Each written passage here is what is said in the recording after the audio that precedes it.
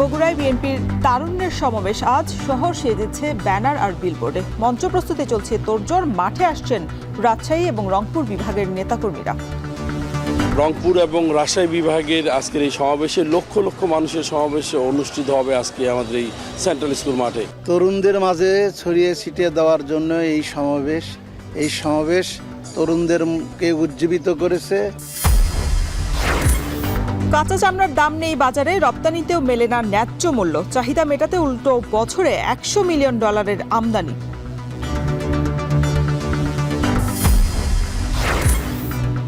মানিকগঞ্জে কোটি টাকায় সড়ক সংস্কার কাজে অনিয়মের অভিযোগ। সময় মতো কাজ না হওয়ায় ভোগান্তিতে 10 গ্রামের মানুষ।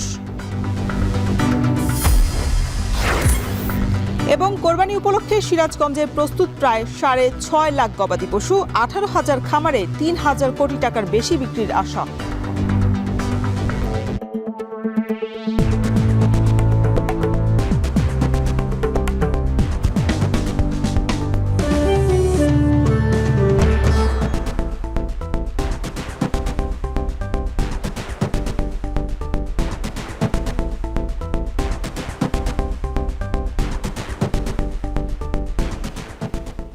স্বাগত এখন জনপদে, সঙ্গে আছি আমি শরীফ রওশন। রংপুর এবং রাজশাহী বিভাগের তারুণ্যের অধিকার প্রতিষ্ঠায় বগুড়ায় সমাবেশের আয়োজন করেছে বিএনপি। বিকেল 3টা থেকে শুরু হবে এই সমাবেশ। এর মধ্যে মঞ্চ প্রস্তুতির কাজ প্রায় শেষের দিকে। এই বিষয়ে বিস্তারিত জানাতে আমাদের সাথে যুক্ত হচ্ছেন সহকর্মী মাজিদুর রহমান। মাজেদ, তারুণ্যের সমাবেশ ঘিরে এই যে তারুণ্যের সমাবেশের প্রস্তুতি সবশেষ কি অবস্থা, আর নেতাকর্মীরা ভিড় করতে শুরু করেছেন কিনা?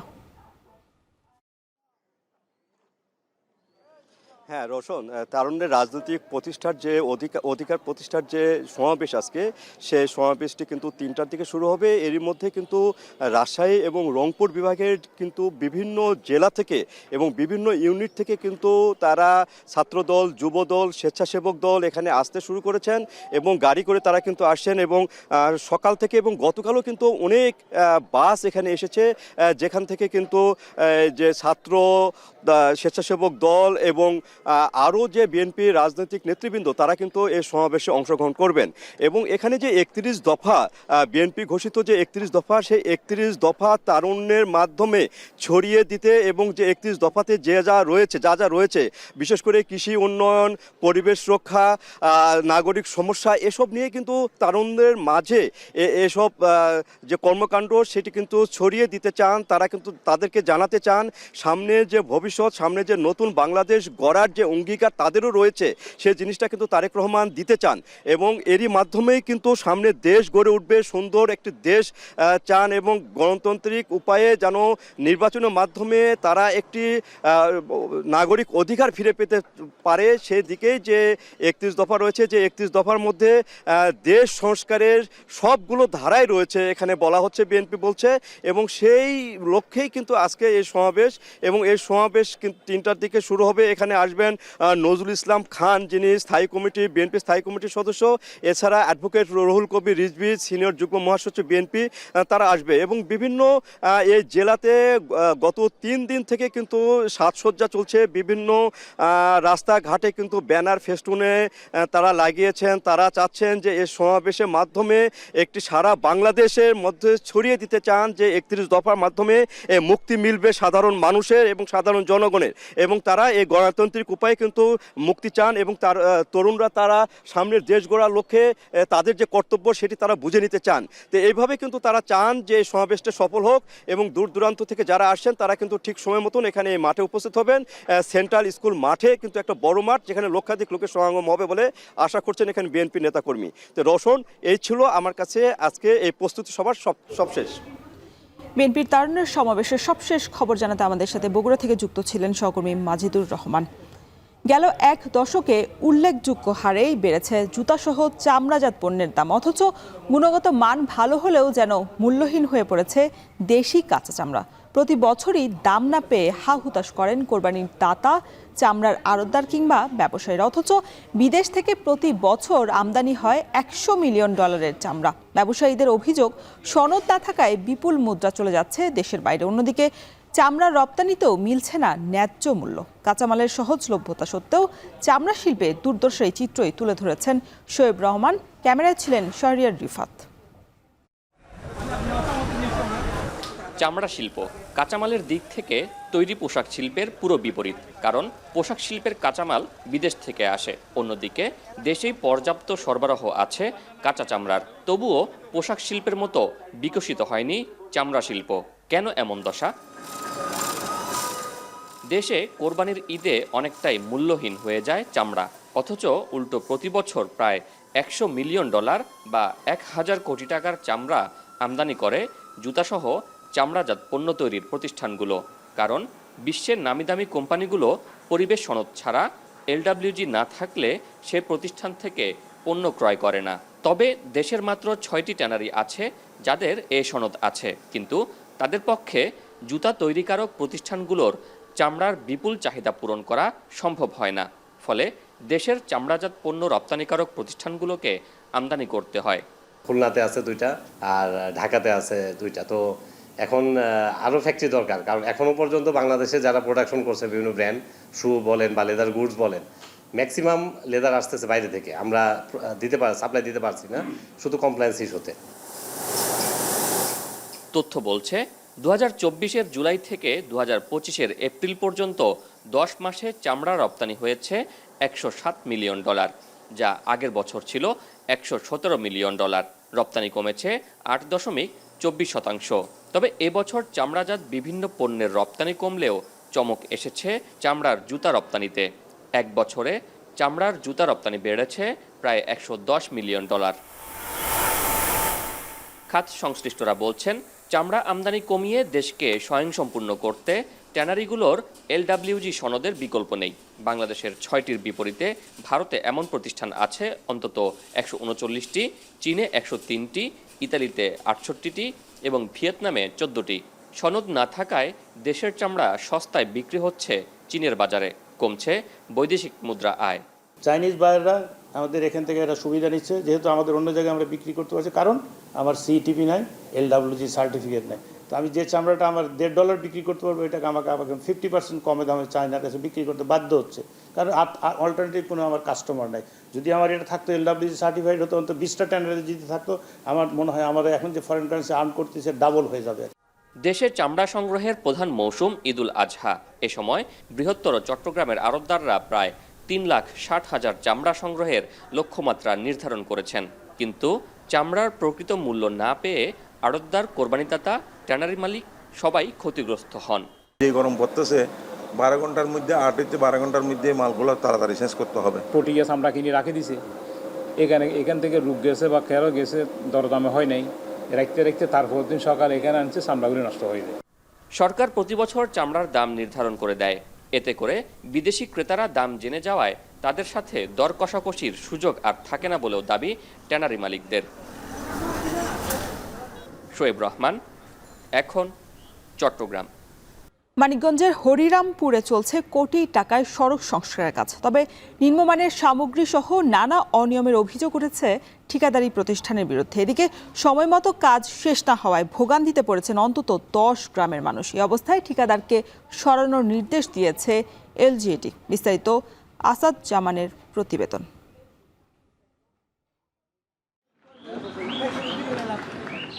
মানিকগঞ্জের হরিরামপুরের কান্ঠাপাড়া থেকে বহলাতুলি বাজার পর্যন্ত 2 কিলোমিটারের সড়ক। দীর্ঘ 7 থেকে 8 বছর ধরে ভাঙা সড়কের কারণে চরম ভোগান্তি পোহাতে হচ্ছে গ্রামবাসীকে। গেল নভেম্বরে শুরু হয় সংস্কার কাজ। চলতি বছরের এপ্রিলে কাজ শেষ হওয়ার কথা থাকলেও শুধু ইট ফেলেই দায় সেরেছে ঠিকাদারি প্রতিষ্ঠান মীর এন্টারপ্রাইজ। 1,01,10,000 টাকায় সড়ক সংস্কার কাজের শুরু থেকেই প্রতিষ্ঠানটির বিরুদ্ধে অভিযোগ তুলেছেন স্থানীয়রা। জানান, সড়কে ব্যবহার করা হচ্ছে নিম্নমানের ইটের খোয়া, যার কারণে সড়কের স্থায়ী হওয়া নিয়ে দেখা দিয়েছে শঙ্কা। এছাড়া নির্ধারিত সময়ের মধ্যে কাজ শেষ না হওয়ায় ভোগান্তিতে পড়েছেন বহলাতলি, সট্টি, সুলতানপুর, করিমকান্দি সহ অন্তত 10টি গ্রামের মানুষ। নাম্বার ছাড়া ইটের খোয়া, এই খোয়া দিয়ে যদি এই রাস্তা করে তাহলে তো রাস্তা থাকবো না। এই 2 নাম্বার খোয়া দিয়ে যদি কাজ করে ঠিক আছে, দেখা যাক 1 বছর পর আবার নষ্ট হয়ে যাবে। কিন্তু রাস্তার ইট বালি সিমেন্ট এনে তো খুব ভালো না, কিন্তু এটা আরো ভালো করে দিতে হইবে। এলজিডি কর্তৃপক্ষ বলছে নিম্নমানের সামগ্রী ব্যবহারের অভিযোগে এরই মধ্যে ঠিকাদারকে দ্রুত সরানোর নির্দেশ দেওয়া হয়েছে। আমাদের নলেজ আসার সাথে সাথে আমরাও তাকে এগুলো এখান থেকে অপসারণ করতে বলছি এবং 3 দিনের সময় দিছি। 25 তারিখের ভিতরে ইনশাল্লাহ আপনি একদম পুরো রাস্তা কমপ্লিট পাবেন। নিম্নমানের সামগ্রী ব্যবহার করে সড়ক নির্মাণ কাজ করায় এর স্থায়িত্ব নিয়ে প্রশ্ন তুলছেন এলাকাবাসী। একদিকে যেমন বাড়ছে জনদুর্ভোগ, অন্যদিকে সরকারি অর্থের সুষ্ঠু ব্যবহার নিয়ে দেখা দিয়েছে প্রশ্ন। এখন দেখার বিষয় প্রশাসনের নজরদারি কতটা কার্যকর হয়। আসাদ জামান, এখন, মানিকগঞ্জ। জলাবদ্ধতা নিরসনে শুরু হয়েছে গাজীপুর সিটি কর্পোরেশনের খাল খনন কার্যক্রম। সেনাবাহিনীর সহায়তায় নগরীর 8টি খাল খনন করবে নগর কর্তৃপক্ষ। এ বিষয়ে বিস্তারিত জানাতে আমাদের সাথে যুক্ত হচ্ছেন সহকর্মী ইফতেখার রায়হান। ইফতেখার, খাল খনন হলে এই যে নগরীর যে জলাবদ্ধতা সমস্যা, সেই সমস্যা কি পুরোপুরিভাবে নিরসন সম্ভব হবে কিনা, আর এই কার্যক্রম কতদিন নাগাদ চলবে? আসলে গাজীপুর সিটি কর্পোরেশনের যে ড্রেনেজ সিস্টেমটি রয়েছে সেই সিস্টেমটি কিন্তু প্রায় অকেজ হয়ে পড়েছে, কারণ দীর্ঘদিন ধরে এই ড্রেনগুলো ঠিক মতো পরিষ্কার পরিচ্ছন্ন করা হয় না। পাশাপাশি যে নগরীর যে খালগুলো রয়েছে সেই অধিকাংশ খালগুলো কিন্তু দখল হয়ে গেছে, এবং এই খালের পাড় দখল করে কিংবা খালগুলো দখল হয়ে যাওয়ার কারণে খালের যে পানি প্রবাহ ঠিক মতো না হওয়ার কারণে কিন্তু নগরীর যে ড্রেনগুলো থেকে যে পানিগুলো বের হয়ে যাওয়ার যে পথ, সেই পথটি কিন্তু একেবারে বন্ধ হয়ে যাওয়ার কারণেই মূলত এই নগরীতে বর্ষা মৌসুম এলেই জলাবদ্ধতার সৃষ্টি হয়, এবং এই জলাবদ্ধতা কিন্তু ভয়াবহ আকার ধারণ করে। এবং আমরা গত কয়েকদিন ধরে দেখছিলাম যে বর্ষা মৌসুমের শুরুতে, অর্থাৎ গ্রীষ্মের যে বৃষ্টি, সেই বৃষ্টিতে কিন্তু মাত্র আধা ঘন্টা থেকে 1 ঘন্টার বৃষ্টিতেই এই নগর জুড়ে একটি ভয়াবহ জলাবদ্ধতার সৃষ্টি হয়। এবং সেই জলাবদ্ধতা নিরসনে কিন্তু আজকে গাজীপুর সিটি কর্পোরেশনের পক্ষ থেকে একটি অভিযান পরিচালনা করা হচ্ছে, এবং এই অভিযানটি মূলত সেনাবাহিনীর সহায়তায় করা হচ্ছে বলে সিটি কর্পোরেশন আমাদেরকে জানিয়েছেন। এবং তারা বলছেন যে নগরের যে 8টি খাল রয়েছে সেই 8টি খাল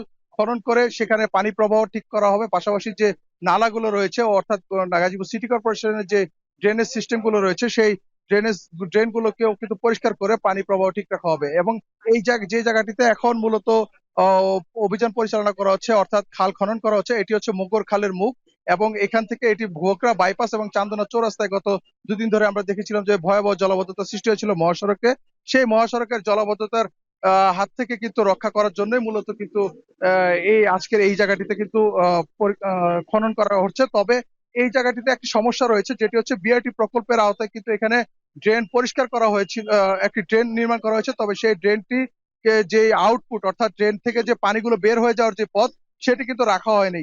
অর্থাৎ এই ড্রেনের পানিগুলো একটা জায়গায় এসে আটকে যাচ্ছে, যার কারণে কিন্তু মহাসড়কে সেটি কিন্তু মহাসড়কে ওভারফ্লো হচ্ছে, মহাসড়কে উপচে পড়ছে, যে কারণে কিন্তু এই মহাসড়কে জলাবদ্ধতা সৃষ্টি হয়। তো সিটি কর্পোরেশন কর্তৃপক্ষ আমাদেরকে জানিয়েছেন তারা এই জায়গাটিতে তারা এখন সেই মহাসড়ক থেকে যে পানিগুলো নামার যে প্রক্রিয়া, সেটি কিন্তু তারা তৈরি করে দিবেন। এবং সেখানে তারা আজকে এখানে উচ্ছেদ অভিযান করে বেশ কিছু দোকানপাট রয়েছে, অবৈধ স্থাপনা রয়েছে, সেগুলো উচ্ছেদ করে এই ড্রেনের মুখটি কিন্তু মূলত খুলে দিবেন, যে কারণে এর ফলে কিন্তু মহাসড়ক থেকে যে পানিগুলো মহাসড়কে জমে থাকে সেই পানিগুলো এখন থেকে এই মোগর খাল হয়ে বের হয়ে যাবে বলে তারা জানিয়েছেন।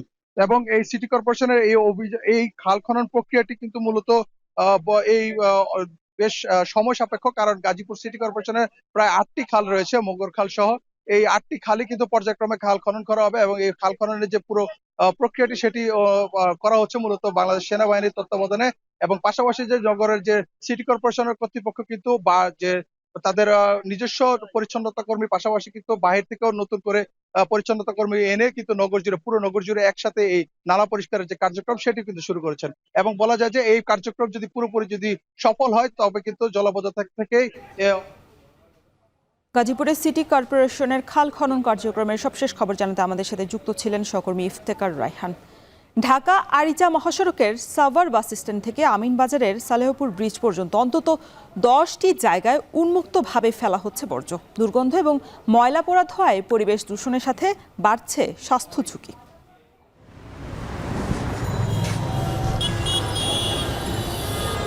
যাত্রীরাও যাইতে পারে না, ভূমি করে দেয় গন্ধে, আমরাও গাড়ি চালাতে পারি না। আমার ময়লা ফেলে জায়গা ভাও করে দেয়, আমরা সেই জায়গায় ময়লা ফেলি। অবৈধভাবে ময়লা ফেলবে তাদেরকে উপজেলা প্রশাসনের পক্ষ থেকে আমরা প্রায়শই মোবাইল কোর্টের মাধ্যমে আইনের আওতায় নিয়ে আসি।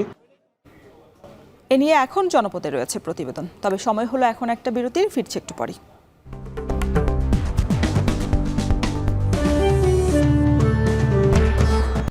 সাভারের ঢাকা আরিচা মহাসড়কের পাশে এবং ঢাকা উত্তর সিটির আমিনবাজার ল্যান্ডফিল স্টেশনে উন্মুক্তভাবেই ফেলা হচ্ছে টনকে টন বর্জ্য। প্রতিনিয়ত আগুনে পুড়ে ফেলা হয় এসব বর্জ্য। এতে একদিকে যেমন পরিবেশ দূষণ হচ্ছে, অপরদিকে বাড়ছে স্বাস্থ্য ঝুঁকিও। হুমায়ুন কবিরের প্রতিবেদন। সাভার বাসস্ট্যান্ড থেকে আমিনবাজারের সালেপুর ব্রিজ পর্যন্ত ঢাকা আরিচা মহাসড়কের পাশে অন্তত 10টি স্থানে ফেলা হচ্ছে বর্জ্য। মহাসড়কের উভয় পাশে ঘুরে দেখা যায় বিভিন্ন স্থানে ফেলে রাখা বর্জ্যের কিছু অংশ জ্বলছে আগুনে। দুর্গন্ধে নাক চেপে ধরে চলাচল করতে বাধ্য হচ্ছেন সড়কটির ব্যবহারকারীরা। রাস্তার পাশে যেভাবে ময়লা ফেলছে, আমাদের যাতায়াতে অনেক কষ্ট হয়, যাতায়াতের সময় বমি চলে আসে। যে গন্ধে আমরা চলাচল করতে খুব কষ্ট হয়। জায়গা ফালান ছাড়ার তার জায়গা নাই, ওই জায়গাও ফালায়, ওইদিকে ফালায়, এদিকে ফালায়। যাত্রীরাও যাইতে পারে না, বমি করে দেয় গন্ধে, আমরাও গাড়ি চালাতে পারি না। এটা আসলে একটা সরকারের পদক্ষেপ নেওয়া দরকার। এদিকে মহাসড়কে ময়লা ফেলার বিষয়ে জানতে চাইলে স্থানীয়রা বলেন, ময়লা ফেলার নির্দিষ্ট জায়গা না থাকায় সড়কের পাশেই ফেলতে বাধ্য হচ্ছেন তারা।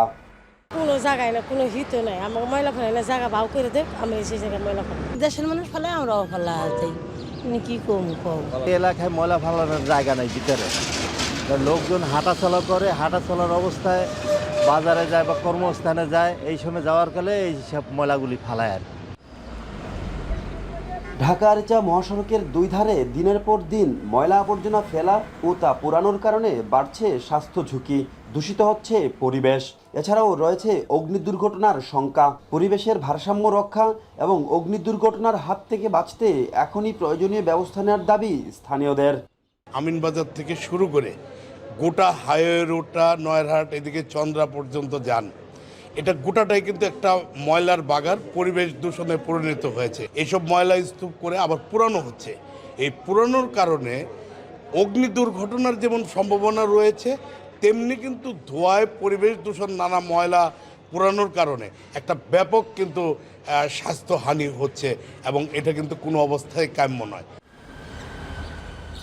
অবৈধভাবে মহাসড়কের পাশে যারা ময়লা ফেলছেন, ভ্রাম্যমাণ আদালতের মাধ্যমে তাদের আইনের আওতায় আনা হচ্ছে। প্রশাসনের পক্ষ থেকে জনসাধারণকে যত্রতত্র ময়লা না ফেলার নির্দেশনা দেওয়ার কথা জানান উপজেলা নির্বাহী কর্মকর্তা। যারা হলো যে অবৈধভাবে ময়লা ফেলবে তাদেরকে উপজেলা প্রশাসনের পক্ষ থেকে আমরা প্রায়শই মোবাইল কোর্টের মাধ্যমে আইনের আওতায় নিয়ে আসি এবং তাদেরকে যাতে নিবৃত্ত করা যায়। পুলিশ সহ রাতে যারা টহল পুলিশ থাকে, তারপর আমাদের ট্রাফিক পুলিশ থাকে, তারপরে আমাদের হাইওয়ে পুলিশ থাকে এবং আমার উপজেলা প্রশাসনের পক্ষ থেকে আমরা সম্মিলিতভাবে চেষ্টা করব যাতে ময়লাটা না ফেলে। মহাসড়কে আবর্জনা ফেলার বিষয়ে রোডস অ্যান্ড হাইওয়ে সহ সংশ্লিষ্ট কর্তৃপক্ষকে আরও বেশি দায়িত্বশীল হওয়ার আহ্বান স্থানীয়দের। হুমায়ুন কবির, এখন সাভার। এখন কেবল প্রাকৃতিক দুর্যোগ নয়, দক্ষিণ পশ্চিম উপকূলে বজ্রপাত হয়ে উঠেছে নিয়মিত প্রাণহানির কারণ। সাতক্ষীরায় প্রতি বছরই বাড়ছে বজ্রাঘাতে মৃত্যুর ঘটনা। খোলা মাঠ, ফাঁকা বিল আর মাছের ঘের, সব জায়গায় বজ্রপাত আতঙ্ক। বিশেষজ্ঞরা বলছেন জলবায়ু পরিবর্তনের প্রভাবে বাড়ছে বজ্রপাতের ঝুঁকি। সাতক্ষীরা থেকে বিস্তারিত আহসান রাজীবের ক্যামেরায় ছিলেন মাসুদ রানা।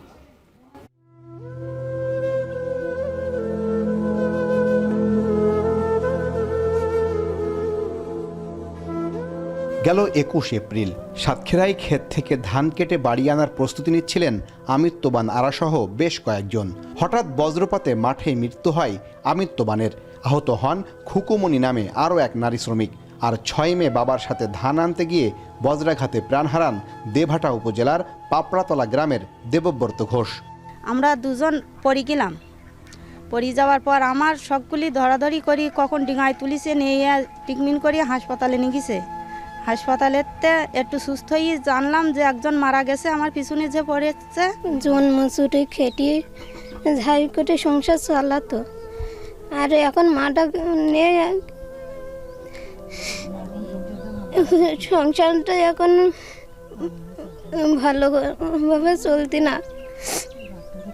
বাউটাতে পাগল হয়ে যান।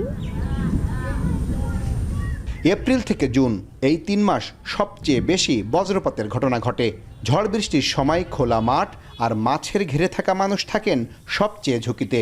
গত 3 বছরে এই ঘটনায় মৃত্যু বেড়েছে আশঙ্কাজনকভাবে। ঝড় বৃষ্টি হলে আমরা মাঠে ঘাটে কাজ করি, বাড়ির দিকে যাই দৌড়ে।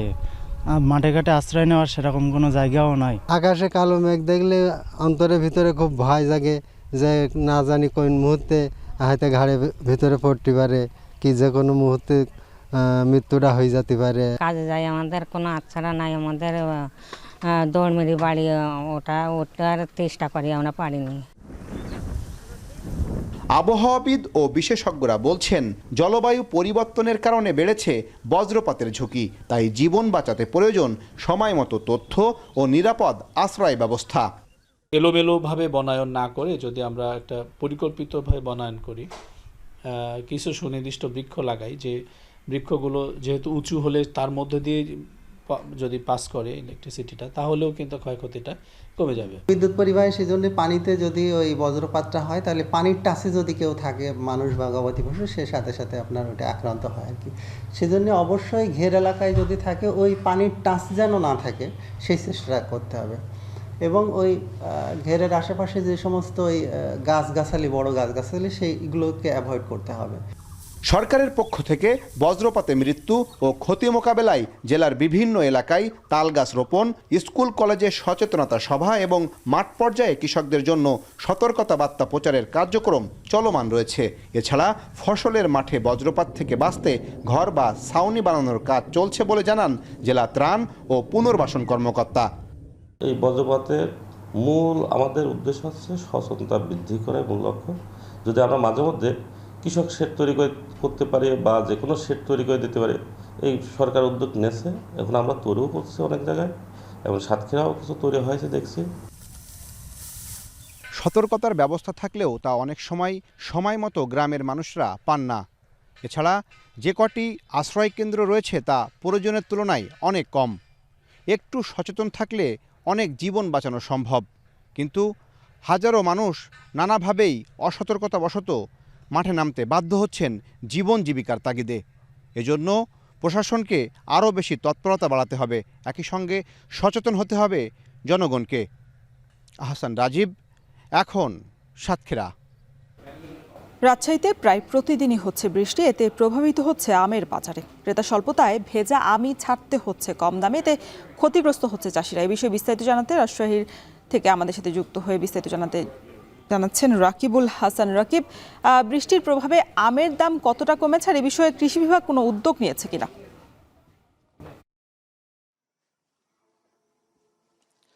রওশন, আসলে এখন রাজশাহীতে যেই অবস্থা, প্রচণ্ড ভ্যাপসা একটা গরম এবং প্রত্যেক দিনে বৃষ্টি হচ্ছে। গতকালকেও কিন্তু শুধুমাত্র একবেলা বৃষ্টি হচ্ছে 35 মিলিমিটার।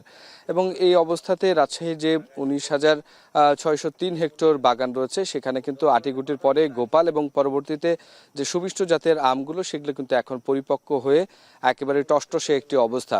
এই অবস্থা আসলে যে গুমুটে গরম, সেটি বাগানের জন্য অনেক বেশি ভালো এবং একই সাথে আম পেকে ওঠার জন্য খুব ভালো। কিন্তু মাঝের যে বৃষ্টি, এই যে বাগানিরা বলছেন যে আগাম বর্ষণের ফলে তারা খানিকটা ক্ষতিগ্রস্ত হচ্ছে, কেননা এখনো বাগানে কিন্তু 80 থেকে 85% গাছে আম আছে যেগুলো হারভেস্টিং হয়নি।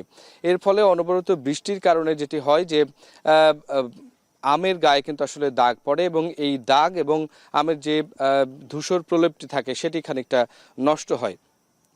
এর ফলে কিন্তু হাটে আসলে খুব একটা বেশি আসলে দাম পাওয়া যায় না। অন্যদিকে আসলে হাটে যেমন ব্যাপারীর স্বল্পতা আছে এবং ব্যাপারীর সাথে সাথে এই যে আমের যেগুলো নিয়ে আসা হচ্ছে সেগুলো দাগযুক্ত, যার কারণে কিন্তু দাম আসলে কমেছে। গেল সপ্তাহেও কিন্তু আমরা দেখেছি যে আটিকুটি জাতের আম সেগুলো 1200 থেকে 1300 টাকা মন দরে বিক্রি হয়েছে। গোপালভোগ বিক্রি হয়েছে 1800 থেকে 2000 টাকা দরে। কিন্তু বৃষ্টির ফলে কিন্তু এই দামগুলো কমে এসেছে। গোপালভোগ আমের চাহিদা আসলে খুব বেশি এবং সেটি খুব স্বল্প সময় রাজশাহীতে থাকে।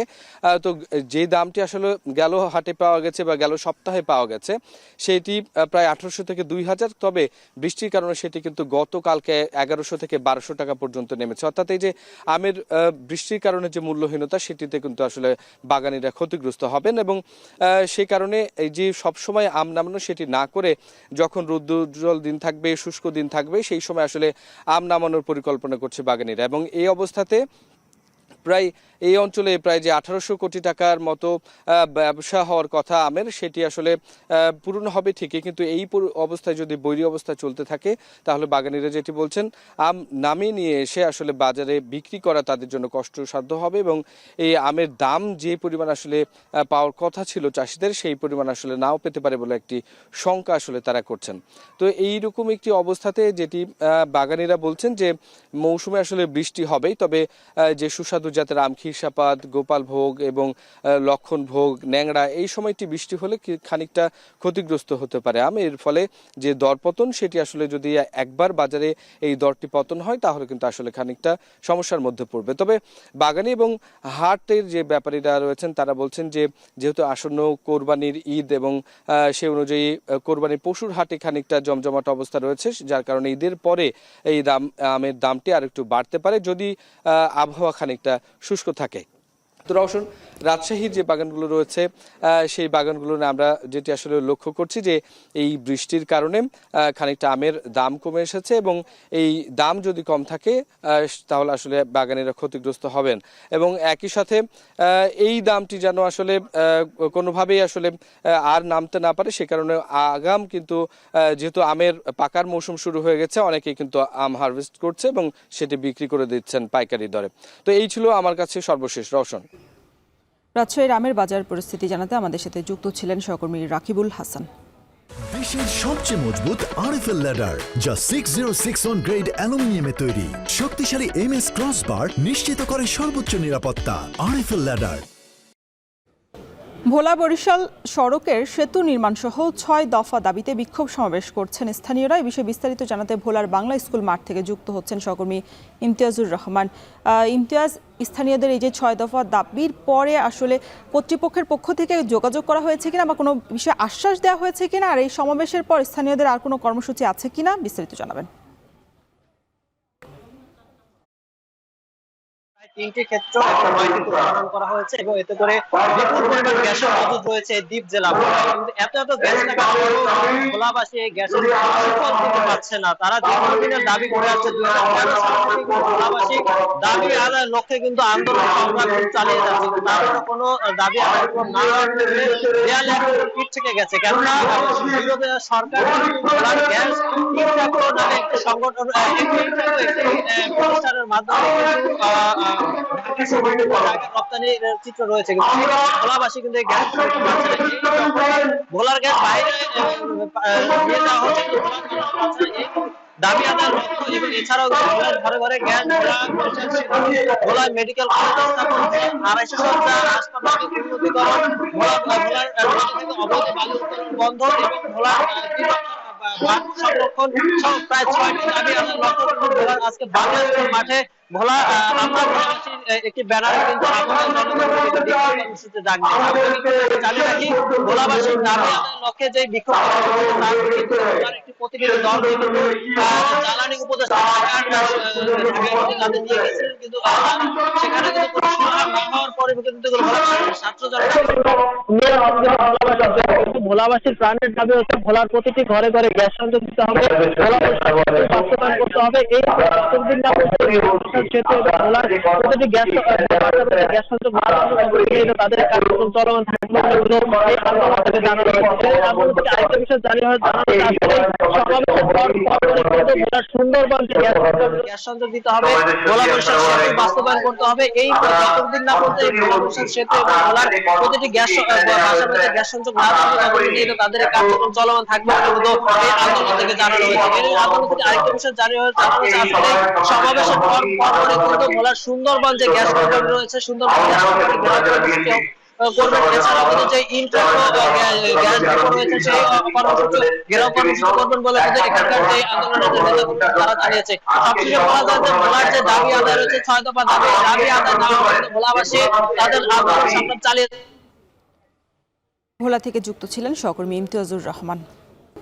কোরবানির ঈদ উপলক্ষে গবাদি পশু পরিচর্যায় ব্যস্ততা বেড়েছে সিরাজগঞ্জের খামারিদের। এবছর সিরাজগঞ্জে প্রায় 18,000 খামারে প্রাকৃতিক উপায়ে বিভিন্ন জাতের ষাঁড়, মহিষ, ছাগল, ভেড়া পালন করছেন খামারিরা।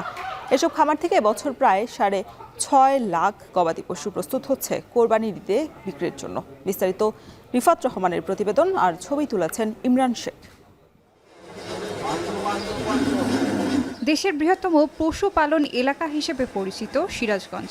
এ জেলায় গবাদি পশুর সুনাম ও চাহিদা থাকায় প্রতি বছরই ঈদুল আজহায় বিক্রির জন্য গবাদি পশু প্রস্তুত করেন সিরাজগঞ্জের খামারিরা। সিরাজগঞ্জের খামারে নির্ঝর খান 2018 সালে শখের বশে গরু পালন করলেও বর্তমানে তার খামারে বাণিজ্যিকভাবেও বিভিন্ন জাতের ষাঁড় মোটাতাজা করা হচ্ছে। গত বছর ভালো দাম পাওয়ায় এবছর প্রায় 100টি বিভিন্ন জাতের ষাঁড় কোরবানির ঈদে বিক্রির জন্য প্রস্তুত করছেন। প্রায় 30 থেকে 40টার মতো গরু অলরেডি সোল্ড আউট হয়ে গিয়েছে, কিছু বুকিংয়ে আছে, আর বাকিগুলো আশা করছি যে এবার যেহেতু বর্ডারগুলো অলরেডি ক্লোজ করে দিয়েছে, বন্ধ করা আছে, বাইরে থেকে গরু আসতেছে না, তো আশা করি যে এবার মনে হয় গরুগুলো বিক্রি হয়ে যাবে। চলতি মৌসুমে সিরাজগঞ্জে 18,000 খামারে গরু পরিচর্যায় ব্যস্ত সময় পার করছেন খামারিরা। সবুজ ঘাস, খড় ও ভুসি সহ নানাদার খাবারের মাধ্যমে ষাঁড় মোটাতাজা করছেন তারা। তবে গরুর খাবারের দাম বেশি হওয়ায় প্রান্তিক খামারিদের খরচ বেড়েছে পশুপালনে, তাই এবার ন্যায্য দাম পাওয়া নিয়ে শঙ্কিত তারা। গমের ভুসি, কালার ভুসি, আরো কয়েক রকমের ভুসি আছে। খাওয়া দাওয়া শেষে মনে করেন যে গরুগুলা সব ধোয়া পাগলা করি। খাবারটা খাওয়ালে আমরা যে খাবারটা দিই, এতে রোদ্রিতে যদি গরু যায় কোনো রকমের গরু মানে শ্বাস প্রশ্বাসের কোনো রকমের সমস্যা হয় না। এই গরু 3 লাখ থেকে শুরু করে 20 লাখ টাকা পর্যন্ত আছে, সব ধরনের গরুই আমরা লালন পালন করে থাকি। যদি বাইরে থেকে গরু আসে তাহলে আমাদের লসের সংখ্যা, আর যদি বাইরে থেকে গরু না আসে তাহলে হয়তো আমরা লাভবান হতে পারি। কোরবানি উপলক্ষে ষাঁড় সহ বিভিন্ন ধরনের গবাদি পশু মোটাতাজা করতে খামারিদের প্রশিক্ষণ সহ বিভিন্ন পরামর্শ দেওয়া হচ্ছে বলেও জানান জেলা প্রাণী সম্পদ কর্মকর্তা। প্রাকৃতিক খাবার খাওয়ায় যাতে মোটাতাজা করতে পারে এই ব্যাপারে আমরা এবং স্টেরয়েড এবং এইসব কুফল সম্বন্ধে আমরা উঠান বৈঠক আলোচনা করি বিভিন্ন উপজেলায়। চলতি বছর জেলায় প্রায় 6.5 লাখ পশু কোরবানির জন্য প্রস্তুত করেছেন খামারিরা, যার বাজার মূল্য অন্তত 3,000 কোটি টাকারও বেশি। এখন সিরাজগঞ্জ। এদিকে কোরবানির ঈদ সামনে রেখে জমে উঠেছে মেহেরপুরের বিভিন্ন পশুর হাট। স্থানীয় ব্ল্যাক বেঙ্গল ছাগলের সুখ্যাতি থাকায় জেলার সবচেয়ে বড় ছাগলের হাটে বাড়ছে ক্রেতা বিক্রেতাদের ভিড়। এ বিষয়ে বিস্তারিত জানাতে বারাদি পশু হাট থেকে যুক্ত হচ্ছেন সহকর্মী মুজাহিদ আল মুন্না। মুন্না, হাটে পশু কেনাবেচা কতটা জমেছে আর প্রতি হাটে কত টাকার লেনদেন হচ্ছে জানাবেন।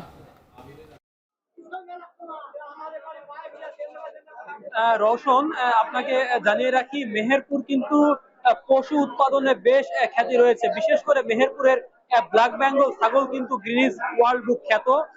এছাড়াও মেহেরপুরে বিভিন্ন ধরনের পশু কিন্তু উৎপাদন হয়ে থাকে। কুরবানির ঈদকে সামনে রেখে মেহেরপুর জেলার অবস্থিত প্রতিটা হাট কিন্তু জমে উঠতে শুরু করেছে। বিশেষ করে মেহেরপুর সদর উপজেলার বারাদিতে অবস্থিত 100 বছরের ঐতিহ্যবাহী ছাগলের এই হাটটি গত কয়েক হাট থেকেই বেশ জমে উঠতে শুরু করেছে। আমি সকাল থেকেই কিন্তু আজকে এই হাটে অবস্থান করছি এবং বাংলাদেশের বিভিন্ন জেলা থেকে কিন্তু যারা পাইকার এবং ব্যবসায়ী তারা কিন্তু এই হাটে ভিড় জমাচ্ছে। বিশেষ করে এখানে প্রচুর পরিমাণে কিন্তু ব্ল্যাক বেঙ্গল ছাগল পাওয়া যায়। এর পাশাপাশি যমুনাপাড়ি জাতের ছাগলও কিন্তু মেহেরপুরে ব্যাপকভাবে পাওয়া যায়। তাই মেহেরপুরের বিভিন্ন এলাকা থেকে যারা পশু উৎপাদন করে বা পালন করে তারা কিন্তু এই হাটে তাদের শখের পশুটি পালন শেষে বিক্রির উদ্দেশ্যে নিয়ে এসেছে। আমি কয়েকজন খামারির সাথে কথা বলেছি, তারা আমাকে জানিয়েছেন এবার কিন্তু মেহেরপুরে ব্যাপক ছাগলের সমাগম দেখা যাচ্ছে। বিশেষ করে 15,000 টাকা থেকে শুরু করে এই হাটে 50,000 টাকা পর্যন্ত কিন্তু ছাগল দেখা গেছে। তবে মাঝারি যে ছাগলগুলো বিশেষ করে 15 থেকে 20,000 বা 25,000 টাকা দাম, এই সমস্ত ছাগলের চাহিদা কিন্তু বেশি বলে জানিয়েছেন। আমি কয়েকজন ব্যবসায়ীর সাথে কথা বলেছি যারা দেশের বিভিন্ন অঞ্চল থেকে এই হাটে এসেছে, তারা আমাকে জানিয়েছেন মেহেরপুরের ছাগলের কিন্তু ব্যাপক সুনাম রয়েছে। বিশেষ করে এখানকার ব্ল্যাক বেঙ্গল ছাগলের মাংস কিন্তু অত্যন্ত সুস্বাদু, তাই কিন্তু এই জেলার ছাগলের চাহিদা রয়েছে সারা দেশেই। তাই দেশের বিভিন্ন এলাকা থেকে তারা ব্যবসায়ীরা আসছে। আমি এখানকার হাট মালিকদের সাথে কথা বলেছি, তারা আমাকে জানিয়েছেন মেহেরপুরের এই হাটটিতে কিন্তু প্রতি হাটে 500 থেকে 600 পশু কেনা বেচা হয়। সেটা কিন্তু 80 লাখ থেকে 1 কোটি টাকার পর্যন্ত বাণিজ্য হয় বলে জানিয়েছেন। রওশন, এই ছিল আমার কাছে মেহেরপুরের পশু হাট থেকে সর্বশেষ পরিস্থিতি। মেহেরপুরে জমজমাট হতে শুরু করেছে কোরবানির পশুর হাট। সে বিষয়ে বিস্তারিত জানাতে আমাদের সাথে যুক্ত ছিলেন সহকর্মী মোজাহিদ আল মুন্না। বরগুনায় চড়া ডাবের দাম, গাছ থেকে ভোক্তা পর্যন্ত আসতেই দাম বাড়ে 50 থেকে 100 টাকা পর্যন্ত।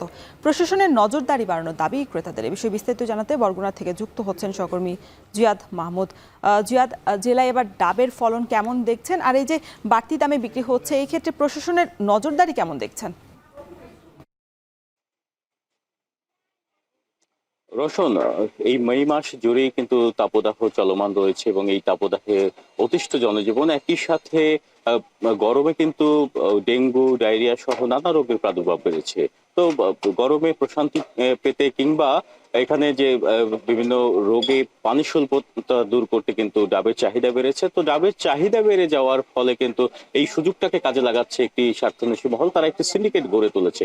যেমন আপনাকে জানাই যে এই যে ডাব দেখছেন, এই ডাবের এখানে বিক্রি করা হচ্ছে 100-120 টাকা দরে, কোনো কোনো ক্ষেত্রে 150 টাকা দরেও কিন্তু বিক্রি করা হচ্ছে প্রতি পিস হিসেবে। তো সেখানে আমরা যদি একটু উৎপাদন পর্যায়ে যাই কিংবা প্রান্তিক পর্যায়ে যাই, সেখানে দেখা যায় যে যারা ঘুরে ঘুরে সিন্ডিকেটের সদস্য রয়েছেন, হকাররা যারা ডাব সংগ্রহ করেন গ্রাম থেকে, সেখানে একটি ডাব কিনতে, এই আকৃতি একটি ডাব কিনতে 35 থেকে 50 টাকা সর্বোচ্চ তাদের ব্যয় হয় এবং সেখান থেকে যখন তারা শহরে নিয়ে আসেন, তাদের যে পরিবহন খরচ বাবদ আরো 5 টাকা যুক্ত করলে দেখা যায় যে 55 থেকে 60 টাকার মধ্যেই তাদের কেনা যায়। এবং তারা যদি মুনাফাও করতে চান, তার সাথে আরো 10 টাকা যোগ করে, তাহলে কিন্তু 60 থেকে 70 টাকা তারা বিক্রি করেন। সেক্ষেত্রে দেখা যায় যে তারা এইখানেই কিন্তু 50 টাকা তারা মুনাফা করে ফেলছেন এই বরগুনা সদরের ক্ষেত্রে। যদি এখান থেকে যখন এই ডাবগুলো যখন ঢাকায় পাঠানো হয়, সেক্ষেত্রে কিন্তু একটি বড় সিন্ডিকেট কাজ করে। যেমন প্রান্তিক পর্যায় থেকে সিন্ডিকেট সদস্যরা তারা ডাব সংগ্রহ করে এখানে যে মহাজনী রয়েছে, গদি রয়েছে, সেই গদিগুলোতে দেন এবং সেখানে কিন্তু খাজনা আছে, গদি খাজনা আছে এবং সেখান থেকে যখন তারা নিয়ে যান, বিভিন্ন ধরনের তাদের কিন্তু তারা একটা সিন্ডিকেট করে অর্থগুলো লুফে নিচ্ছেন বলে জানান এখানকার ক্রেতারা। তো ঢাকা পর্যন্ত যেতে তাদের কিন্তু 80 টাকা পর্যন্ত খরচ এবং সেখানে গিয়ে আরো 30 টাকা আড়তদারি খরচ বাবদ তাদের ব্যয় করতে হয় বলে তারা জানান। তো সর্বোচ্চ যখন এখানকার যারা ব্যবসায়ী তারা যখন ঢাকাতে একটি ডাব বিক্রি করেন, তারা কিন্তু 100 থেকে সর্বোচ্চ 110 টাকায় বিক্রি করে থাকেন বলে এখানকার ব্যবসায়ীরা আমাদের জানিয়েছেন। তো সেই ডাব অজানা কারণে কিন্তু ঢাকাতে যখন একজন ভোক্তা কিনছেন, তখন তাকে গুনতে হচ্ছে 150 থেকে 200 টাকা পর্যন্ত তাদেরকে কিন্তু গুনতে হচ্ছে। তো সেই ক্ষেত্রে যে ভোক্তা রয়েছেন, ক্রেতা রয়েছেন, তাদের কিন্তু অভিযোগ রয়েছে। তারা বলছেন যে মধ্যস্বত্ব ভোগীরাই 50 থেকে 100 টাকা পর্যন্ত মুনাফা করে নিয়ে যাচ্ছেন, লুফে নিয়ে যাচ্ছেন পরিবহন খরচ বাদ দিয়ে। তো সেক্ষেত্রে নজরদারি বাড়ানোর তারা তাগিদ দিচ্ছেন যে যারা প্রশাসন রয়েছেন, ভোক্তা অধিকার সংরক্ষণ অধিদপ্তর রয়েছেন, তারা যদি এই বিষয়টিকে নজর দেয়, তাহলে কিন্তু সাধারণ ক্রেতাদের ক্রয় সীমার মধ্যে কিন্তু ডাবে থাকে। এবং আপনাকে জানিয়ে রাখি, এই যে নারকেল চাষাবাদকে কেন্দ্র করে কিন্তু ব্যাপক সম্ভাবনা রয়েছে উপকূলীয় জেলা বরগুনায়। প্রতিদিনই এখান থেকে প্রায় 15 থেকে 20 হাজার পিস নারকেল কিন্তু ঢাকা সহ দেশের অন্যান্য জেলায় চলে যাচ্ছে। তো যেহেতু সম্ভাবনা রয়েছে, এখানকার মাটি ও পানি নারকেল চাষাবাদে উপযোগী রয়েছে, সেহেতু কৃষি বিভাগ মনে করছেন যে এটির ব্যাপকভাবে চাষাবাদে মনোযোগী হলে কিন্তু এটি অর্থনৈতিক সমৃদ্ধি বয়ে আনবে উপকূল জুড়ে। তো এই ছিল বরগুনা থেকে আমার কাছে নারকেল এবং ডাবের দাম দর নিয়ে সবশেষ তথ্য। রওশন। বরগুনা থেকে যুক্ত ছিলেন সহকর্মী জিয়াদ মাহমুদ। জামালপুরে শুরু হয়েছে বোরো ধান কাটাই মারাই। অনুকূল আবহাওয়ায় ফলন ভালো হলেও ধানের দাম নিয়ে দুশ্চিন্তায় পড়েছেন কৃষকরা। এরই মধ্যে তীব্র গরমে দেখা দিয়েছে শ্রমিক সংকট। যদিও কৃষি বিভাগের পরামর্শ কম খরচে দ্রুত ধান কাটা মারাইয়ে কম্বাইন্ড হারভেস্টার মেশিন ব্যবহারের। জুয়েল রানার প্রতিবেদন। জামালপুরের বিস্তীর্ণ মাঠ জুড়ে সোনালী ধান, যেখানে দোল খাচ্ছে পাকা ধানের শীষ। অনুকূল আবহাওয়ায় জেলায় চলতি মৌসুমে বিঘাপতি ধানের ফলন হয়েছে 20 থেকে 22 মন। সার কীটনাশক মিলিয়ে যেখানে খরচ 17 থেকে 18 হাজার টাকা। এছাড়াও তীব্র গরম বাড়িয়েছে উৎপাদন খরচ। অনেক ক্ষেত্রে দ্বিগুণ মজুরি দিয়েও মিলছে না ধান কাটা ও মারাইয়ের শ্রমিক। পরিশ্রম গরমে খুব কষ্ট। এবার 1 মন ধান বাজারে নিয়ে গেলে 1000 থেকে সর্বোচ্চ শুকনা যেটা সেটা 1100 টাকা আমরা বিক্রি করতে পারি। তাই এবার আমাদের যে অবস্থা আমরা আসলে লসের সম্মুখীন হয়ে যাব। এদিকে সরকার নির্ধারিত প্রতিমন ধানের দাম 1440 টাকা হলেও খোলা বাজারে মোটা জাতের ধান 1000 থেকে 1070 টাকা আর চিকন জাতের ধান বিক্রি হচ্ছে 1100 থেকে 1200 টাকা পর্যন্ত। কৃষকরা বলছেন উৎপাদন খরচের সাথে বাজারে ধানের দামে বিস্তর ফারাক। ধার দেনা পরিশোধে কম দামে নতুন ধান বিক্রি করে লোকসান গুনতে হচ্ছে তাদের। বর্তমানে ধানের আমদানি বাজারে পর্যাপ্ত রয়েছে, সামনে আরো বাড়বে। ধান যদি কম দামে না বিক্রি করি তাহলে তো উপায় নাই, কারণ আমরা কারো না কারো কাছ থেকে টাকা কর্জ করে নিয়ে আমরা এই আবাদ অর্জন করছি। ধানের বাজার খুব কম, ধানের আঙ্গারে কৃষকের পুষতেছে না। কৃষি বিভাগের পরামর্শ কম খরচে দ্রুত ধান কাটাই মারায়ে কম্বাইন্ড হারভেস্টার মেশিন ব্যবহারের। এছাড়া নতুন ফসল ঘরে তোলা পর্যন্ত মাঠ পর্যায়ে সব ধরনের সহযোগিতার আশ্বাস তাদের। এবছর শ্রমিক খরচ একটু বেশি বিধায় আমরা আমাদের কৃষি সম্প্রসারণ অধিদপ্তরের পক্ষ থেকে আমাদের কৃষক ভাইদেরকে কম্বাইন্ড হারভেস্টারের মাধ্যমে সবাই মিলে যেন ধানটা কর্তন করতে পারে সেজন্য আমরা সহায়তা করে যাচ্ছি। চলতি মৌসুমে জামালপুরে 1,27,056 হেক্টর জমিতে বোরো ধানের উৎপাদন লক্ষ্যমাত্রা 8,57,045 মেট্রিক টন। সরকারি ক্রয় মূল্য হিসেবে যার বাজার মূল্য 3,000 কোটি টাকার বেশি। এখন জামালপুর। শেষ করছি এখন জনপদে, তার আগে শিরোনামগুলো আরও একবার। বগুড়ায় বিএনপির তারুণ্যের সমাবেশ ঘিরে প্রস্তুত মঞ্চ, শহর জুড়ে সাজ সাজ রব। মাঠে আসছেন রাজশাহী এবং রংপুর বিভাগের নেতাকর্মীরা। রংপুর এবং রাজশাহী বিভাগের আজকের এই সমাবেশে লক্ষ লক্ষ মানুষের সমাবেশ অনুষ্ঠিত হবে আজকে আমাদের এই সেন্ট্রাল স্কুল মাঠে। তরুণদের মাঝে ছড়িয়ে ছিটিয়ে দেওয়ার জন্য এই সমাবেশ তরুণদেরকে উজ্জীবিত করেছে। কাঁচা চামড়ার দাম নেই বাজারে, রপ্তানিতেও মেলে না ন্যায্য মূল্য। চাহিদা মেটাতে উল্টো বছরে $100 মিলিয়ন আমদানি।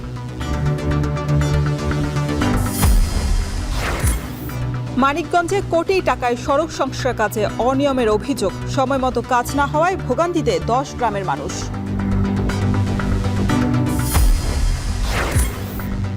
এবং কোরবানি উপলক্ষে সিরাজগঞ্জে প্রস্তুত প্রায় 6.5 লাখ গবাদি পশু, 18,000 খামারে 3,000 কোটি টাকার বেশি বিক্রির আশা। এই ছিল এখন জনপদের আয়োজনে। এখন টেলিভিশন ওয়েবসাইটে দেখতে ভিজিট করুন www.ekhon.tv। এছাড়া ফেসবুকে দেখতে ভিজিট করুন facebook.com/tv.ekhon এবং ইউটিউবে যুক্ত থাকতে ভিজিট করুন youtube.com/c/ekhon tv।